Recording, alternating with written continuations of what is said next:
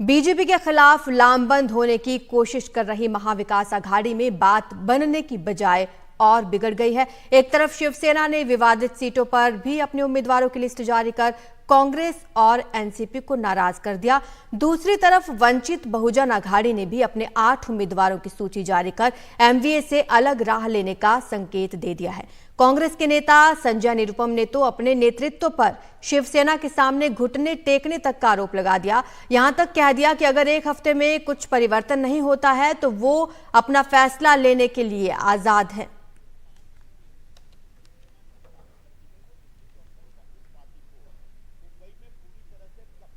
ज्यादा जानकारी के लिए हमारे सहयोगी हमारे साथ जुड़ रहे हैं, रौनक कुकड़े जुड़ रहे हैं और जितेंद्र दीक्षित हमारे साथ जुड़ रहे हैं। सबसे पहले रौनक, आपके पास आऊंगी। चुनाव सामने है, अभी तक इनका सीटों पर ही विवाद चल रहा है, ऐसे तो बैकफुट पर आ जाएगा ये गठबंधन। जी देखिए, निश्चित तौर पर इसके संकेत पिछले कुछ दिनों से मिलने लगे थे, जबकि प्रकाश अंबेडकर की एमवीए के नेताओं के साथ जो लगातार मीटिंग हो रही थी उसमें कोई नतीजा जो है वो निकल कर नहीं आ रहा था। और कल प्रकाश अंबेडकर ने यह ऐलान कर निश्चित तौर पर महाविकास आघाड़ी की मुश्किलें बढ़ा दी, क्योंकि अगर 2019 का ट्रैक रिकॉर्ड देखा जाए तो कई ऐसी सीटें थी जहां पर वंचित बहुजन आघाड़ी ने कांग्रेस और एनसीपी गठबंधन का, उस वक्त की कांग्रेस एनसीपी गठबंधन का खेल जो है वो पूरी तरीके से बिगाड़ दिया था। मैं आपको बता दूं कि कई ऐसी लोकसभा की सीटें थी जहां पर 7% से लेकर 9% तक मतदान जो है वो वंचित बहुजन आघाड़ी ने लिया था, जिसका सीधा सीधा नुकसान जो है वो महाविकास आघाड़ी या फिर ये कह सकते हैं कि उस वक्त की कांग्रेस एनसीपी गठबंधन को देखने को मिला था। और अभी जो 9 सीटों का ऐलान प्रकाश अंबेडकर की तरफ से किया गया है वो महाराष्ट्र के विदर्भ इलाके की सीटें, जहां पर पहले और दूसरे चरण में मतदान होना है। और यहां पर भी जिस स्ट्रैटेजी के तहत प्रकाश अंबेडकर ने अपने उम्मीदवार मैदान में उतारे हैं उससे साफ ये दिख रहा है, जातीय समीकरण को ध्यान में रखते हुए प्रकाश अंबेडकर ने अपने पत्ते जो है वो चले, और इसका सीधा सीधा नुकसान जो है विपक्ष के वोटों में बिखराव के तौर पर देखने को मिलेगा और एनडीए गठबंधन को कहीं ना कहीं फायदा होता है यहाँ से नजर आ रहा है।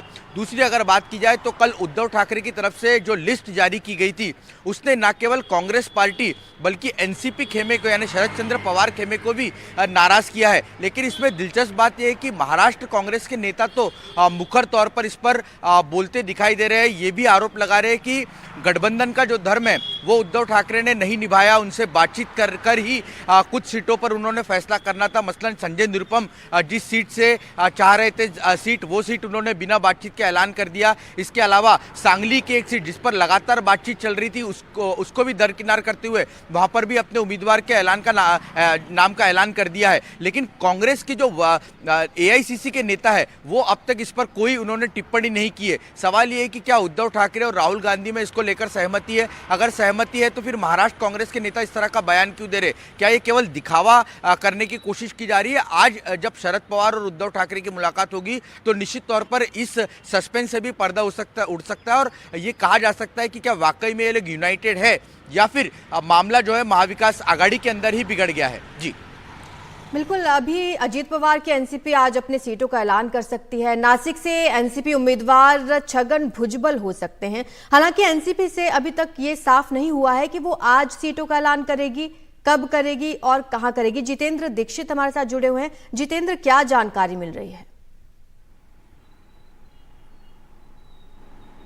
देखिए, ये बात सही है कि जो है छगन भुजबल का नाम चल रहा है और नासिक से वो एक बार उनके जो भतीजे हैं वो इस चुनाव क्षेत्र से चुनाव भी लड़ चुके हैं। लेकिन मैं आपको बता दूं कि ये जो कल शिवसेना की ओर से सीटों के ऐलान हुआ है, नामों का ऐलान हुआ है, उसके बाद जहां एक तरफ जैसा रौनक ने बताया कि महाविकास आघाड़ी के भीतर की कलह सामने आ गई है, तो इसके साथ साथ खुद शिवसेना उद्धव ठाकरे गुट के भीतर भी कलह नजर आ रही है।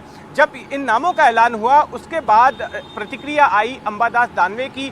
अंबादास दानवे औरंगाबाद से ही आते हैं और औरंगाबाद लोकसभा सीट से चंद्रकांत खैरे को शिवसेना यूबीटी ने अपना टिकट दिया है, जिसकी वजह से अंबादास दानवे नाराज बताए गए, क्योंकि खुद वे भी यहाँ से जो है टिकट पाना चाहते थे।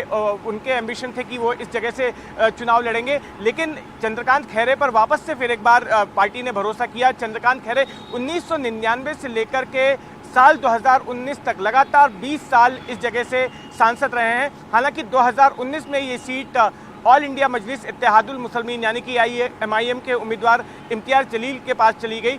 लेकिन फिर से एक बार चंद्रकांत खैरे को जो है यहाँ से शिवसेना उद्धव ठाकरे गुट ने टिकट दिया है। इसके बाद अपनी नाराजगी जताते हुए अंबादास दानवे ने अपने व्हाट्सएप पर एक स्टेटस डाला और उसमें ये लिखा कि ये साजिशों का दौर है और हम कोशिशों में उलझे हुए हैं।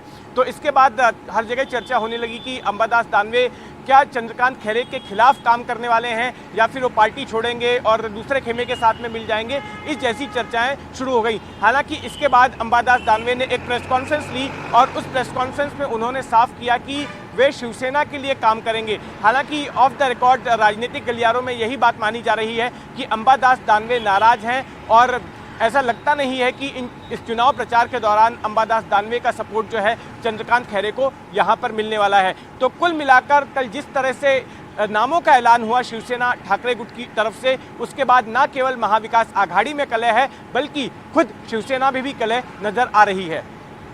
बिल्कुल, शुक्रिया आपका रौनक और जितेंद्र इस तमाम जानकारी के लिए। तो दोनों ही गुटों में फिलहाल इसी तरह की कलह नजर आ रही है। आज देखना होगा कि कब सीटों का ऐलान किया जाता है।